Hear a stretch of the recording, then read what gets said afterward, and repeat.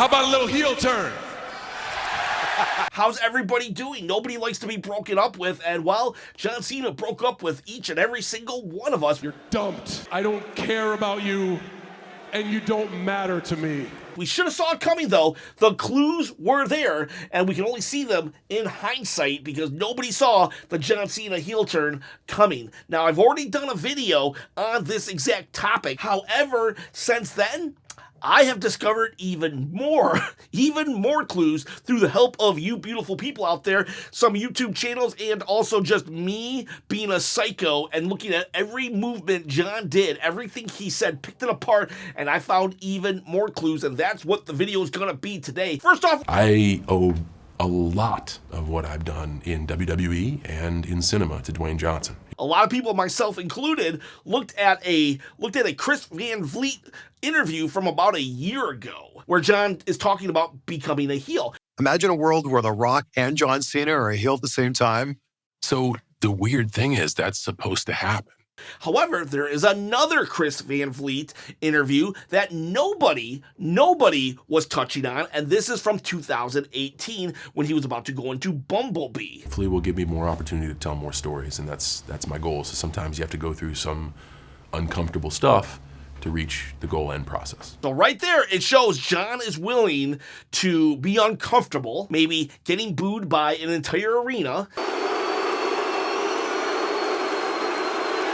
just for the sake of telling a story. There's creative feelings inside me who would love to be a bad guy on WWE. And then here's a big one. John wants to turn heel. He definitely wants to turn heel to tell a story, even if it makes him uncomfortable. That ain't gonna happen because that's not my job. My job is to be who I am, and that comes from my director. But the person in charge at the time, Vince McMahon, well, would never allow it, so he never really thought about it. So who's in charge now, though, in 2025? Get up, boy! And in doing so, you're paving the way for people like me to be successful in this venture. I owe a lot of what I've done in WWE and in cinema to Dwayne Johnson. So boom, right there, not only is The Rock an evil maniac in charge of WWE, John Cena also owes a lot to The Rock, both in terms of wrestling and his current career in Hollywood. And you know what's crazy about all this? Because The Rock flipped John Cena just so he can get control of this belt right here. And John Cena, he flipped so he could become the 17th champion because that's what's best for business, right? Yeah, well, guys, you didn't have to go through all the trouble. All you had to do to win this belt was comment below. Seriously, I'm giving away this belt. So Rock, John Cena, everybody else, you're eligible too. Comment below, subscribe to the channel, hit the bell notification, and give a thumbs up. At 20,000 subscribers on my quest to quit my day job and produce wrestling content full-time, I'm going to give away this belt. I've already given away two. Ship it anywhere for free. You boys and girls don't have to sell your soul, don't have to turn heel. All you got to do is comment below. The Rock is the final boss! All right, so our next clue is the parking lot brawl between The Rock, final boss, and Cody Rhodes. You want to be a hero, huh? How about this? How about You see the final boss beating up Cody, and you'll see a big old picture of John Cena. And a lot of people said, right there, that was foreshadowing. But I don't think so, because if you look over there, well, look, you got Stone Cold Steve Austin as well, and he has not appeared yet. Now, I do believe it was foreshadowing, but I don't believe it was for the heel turn. I believe the foreshadowing was for WrestleMania 40. Cena took a swing, rock bottom. At the end when John Cena came out, because if John Cena had been a heel already and had already flipped, why would he have stopped Solo Sikoa? Why would The Rock bottom John Cena at 40? So this incident right here, I don't think it has anything to do with his heel turn. However, The Rock got your hero. The Rock has got your hero right here. This little clip right here, though, makes me think otherwise. Listen to what The Rock says about how he has your hero and who's directly over Cody Rhodes. Chicago, look at your hero. World, look at your hero. So that right there is almost a smoking gun. But again, the fact that rock bottomed John Cena at WrestleMania. Now, it would make no sense if they were on the same page here, because John Cena would have just turned heel at 40 and helped right then and there. It's okay. The reason I don't see it happening is the streak. On the Netflix premiere, January 6th, John Cena said that It's been 2,446 days since I won my last match. 2,046 days since he last won a singles match. Now, in the meantime, he had won a tag team match with LA Knight, Kevin Owens, and even R-Truth and The Miz on TV. There were non-televised dark matches and house shows that John Cena did win in singles competition, but for WWE, canonically speaking, there's that word again, canon, what matters, what counts, what is the truth.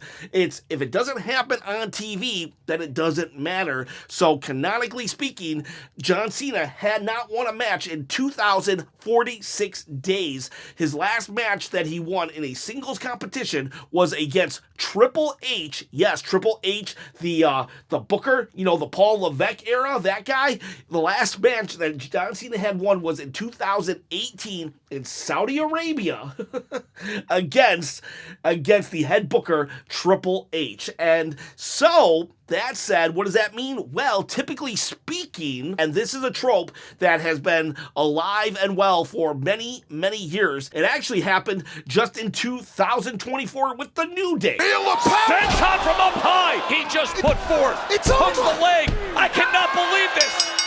What the hell was that out there? You're wrestling like garbage. Are you gonna help me at some point? I'm wrestling like if I was garbage, what were you? If you lose, your character will eventually get fed up and turn to the other side. And John Cena, right here, was exposing that. He was pointing out his losing streak, and it was a clue that no one clued in on, myself included. Okay, so now we're at the Rumble. John, he lost, right? He was still a face until if you look at how he picks up Jey Uso. Truly, the main event. In that moment, it looks like John Cena, he's angry, he's not acting like a face, he just picks him up, and it looks like he's about to turn on him right then and there. He reconsiders, something happens, he snaps back, and he's a face again. Now, at first when I watched that, I was like, wow, John Cena seems a little angry right there, and by a little, I mean a lot. However, I then thought, okay, maybe he was just playing with him. Maybe he was just joking with him because he instantly starts to be all smiles again. And that's John Cena. Congratulate the winner, not be a sore loser because he's the ultimate face. We were wrong, but I think right there is a clue that John Cena was getting fed up at least. I believe that right there is the moment that John Cena decided to turn heel. He hadn't fully turned heel yet because the press conference is where I think we get heel Cena. But right here, with Jey Uso is where he decided, or he's very much like, yeah, I think I'm gonna do it. So somewhere between the press conference and this moment, John Cena probably talks to The Rock. But let's talk the press conference now. I wanted this experience to be a tour of goodwill, and I just wanted to do something that would be nice for all of us to get together and have a good time. So now we're at the actual press conference. I do believe John Cena has turned heel. He has not revealed himself, but he is now a heel. And I actually did talk about this in the last video, but I felt that I needed to really showcase the line of "it's best for business." I think I just glossed over it, and I want to talk about it here. It dawned on me that that's not best for business. What is best for business, and what is best for business, and win a 17th championship, because that's what's best for business. That line, best for business, is typically reserved for villains, for heels, when they're trying to justify anything in order to get what they want. And here John Cena is saying, it's best for business. But my truth is I've never used my opportunities for a spot that I haven't earned, as I've always done what's best for business. Because after all, what's best for all of you is what's best for business. We cannot make everybody happy, so we quite simply just do what's best for business. Believe it or not, Logan Paul Logan Paul actually told us all that John Cena was a snake, was a bad person before the Elimination Chamber. I actually predicted this and people roasted me for it. Look like a few vlogs ago. Look at the thumbnail. What is it? John Cena betrayed me. Thumbnail pointing to him, it says snake. I feel a little bit betrayed by John Cena, if I'm being honest. I looked up to him my whole life. And then he just threw you out of the ring. And he just tossed me out like what am I, trash? And then you got Logan Paul saying, I can't believe he did that to me. I looked up to him just like this kid. I love you. Everybody, including that one kid right there, is a toxic. Logan Paul then says, he dumped me just like John Cena dumped us. I'm breaking up with every single person. Whether you like me or you don't, you're dumped. I didn't know where to put this in the video, but any Total Diva fans here? Respect the house as if it was your own. And if your own habits are not attending to your laundry, then change your habits. Every morning we will have morning coffee together. If you guys are gonna be up late, please text me or tell me. So yeah, we should have suspected right then and there that something was a little off about this John Cena hero that we had. So the next clue I got is actually, I'm going to credit Wrestle Inc. for this. Not all of my theory will be from Wrestle Inc., but if it wasn't for them, I never would have went down this path. They revealed that John Cena's merchandise no longer had hustle, loyalty, respect on it. And I was blown away by that, because they pointed out that only one piece of his merchandise had it. It was his Royal Rumble shirt, and it only had the letters H, hustle, loyalty, L, and R on it. HLR on it, and that was it for all of his new merchandise. So I took that statement right there, and then I further investigated. And then there was another Royal Rumble shirt that had a small face of John Cena on it, and then it had the words hustle, loyalty, respect around it.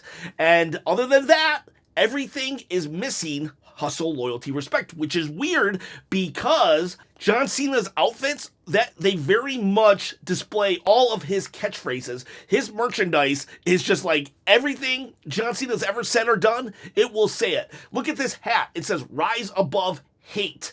That was a catchphrase from like 2011 or 12 when he was fighting Kane. It's okay to hate. Kane, like, you know how long ago that was? That's Undertaker's brother. The dude Kane is now a politician. That's how long ago this was, and yet they're still putting it on his merchandise. And I will say this, that merchandise is actually a part of the John Cena heel turn strategy, because if we go back to that Chris Van Vliet interview, I'm not gonna sell another t-shirt. I'm gonna take all merchandise off the market. I'm not gonna put out anything new. he literally says that in order to turn heel, he would make the merchandise part of the overall presentation of his heel character. So while now they didn't stop selling the merchandise, they altered the merchandise and got rid of the catchphrase, hustle, loyalty, respect. And you could just be like, oh no, it's a coincidence. It is not a coincidence. This is all part of the big picture. Look at these socks right here. Look at these socks. They pay so much attention to detail that on the socks, each foot has "Let's go Cena, Cena sucks." And yet they leave out hustle, loyalty, respect, one of his biggest catchphrases of them all. Now it's off almost all of his merchandise. And then at the press conference, he puts a corporate spin on it. I have built my existence here off of hard work, loyalty to this company, and respect for all of its branches.